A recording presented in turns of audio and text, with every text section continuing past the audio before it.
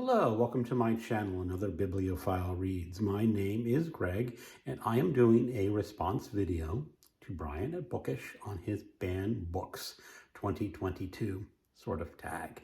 And this is where he's encouraging everyone who makes content to talk about banned books. Now, he started with some very chilling footage. The first footage was Nazi book burning in the 30s. And then more book burning in the 2022s. It's hard to imagine that there are actually book burning events in this country in this year. But I guess that's where our country's heading to. So I do want to make a response to that book burning. And first, just to show you, I have my Banned Books coffee mug. I bought this at a little bookstore in Leavenworth, Washington, some years ago, and it is my favorite drinking mug for tea or coffee or hot chocolate because it is all about banned books. And I think it is very important to read banned books. And the fact that books are continually being banned in this day and age. Where I live in Virginia, I have made a video about this already. The governor, Youngkin, made a very strong appeal to parents about moving Toni Morison's Beloved from the schools, or at least from the required reading of the schools. And I made an entire video about that, and I will put a link down below. But what I want to do is just talk about banned books and why people want to ban books. Now, if you look at the banned books list on Brian's channel in the description, most of those are children's books, and most of those children's books have to do with sex because parents don't want their children reading about sex.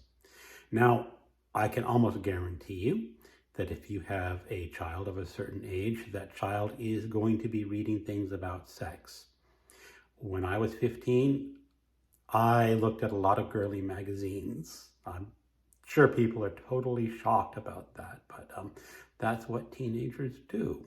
Now, if you have a teenager who is transgendered or thinks they might be transgendered, that teenager might want to read books about what they feel. And that's perfectly acceptable for them to go to their school library and pick out a book on that subject so they can learn more about that. So why do people want to ban it? I guess they feel that they are protecting their child, but that child will seek out what they want to seek out, whatever banned books they have. This is just an appeal to the lowest nature in some people. So go out and read banned books. Now, for my part, I want to reread Mauz. This is the graphic novel of the Holocaust with mice and cats. The reason that this board in Tennessee decided they wanted to ban it was because, here it is.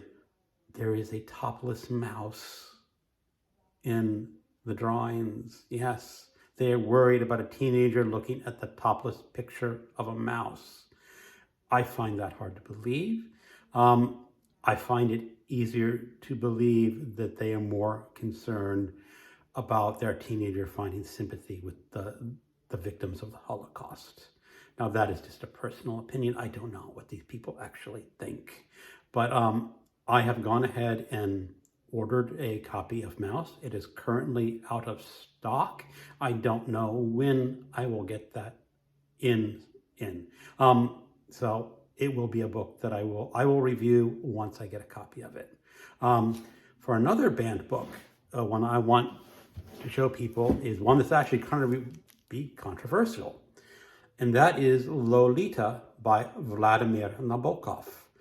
This was very famously banned. To be fair, it is narrated by a pervert and a rapist, but it is not a sex book. It is a literature book. If you look at this book, which is the annotated Lolita, there is a comment from the editor from his time in the army when Lolita was banned. It was only available in the Olympia edition out of Paris. And Olympia editions did mostly publish sex books. So if you bought the Green Olympia book, you were expecting a sex book. So a soldier bought Lolita and took it back to the barracks and started reading it. And the editor overheard this soldier say, "This is fucking literature." And that's what Lolita is. It is fucking literature. It has sexual acts in the novel, but they are not graphic. You don't get titillation from any sort of descriptions of sex. You don't feel any sort of sexual desire that Humbert feels. So, okay, maybe some people do, but you should not have the sexual desires that Humbert has. Now, I've heard a number of booktubers say that this book is so disturbing that they cannot read it.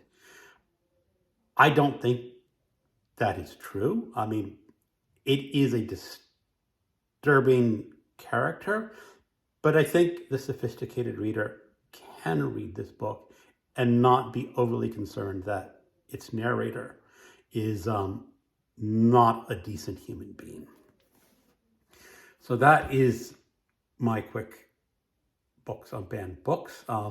Please, everyone, do this response video, do this tag if you are concerned about books in America.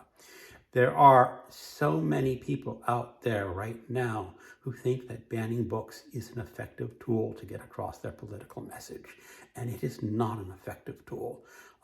There was an article in the Washington Post just this morning about a woman says, actually what this is doing is increasing interest in banned books. If you look at Mauz, there is a comic book store owner, I don't know where he's from, who will ship you, any teenager, a free copy of Mauz if they live in this part of Tennessee where the book is banned, because he wants them to read it. And I applaud that owner. Once I get my copy, I think I will maybe buy a second copy if there are still people that want that in banned areas, because it should be available to anyone who wants to read it.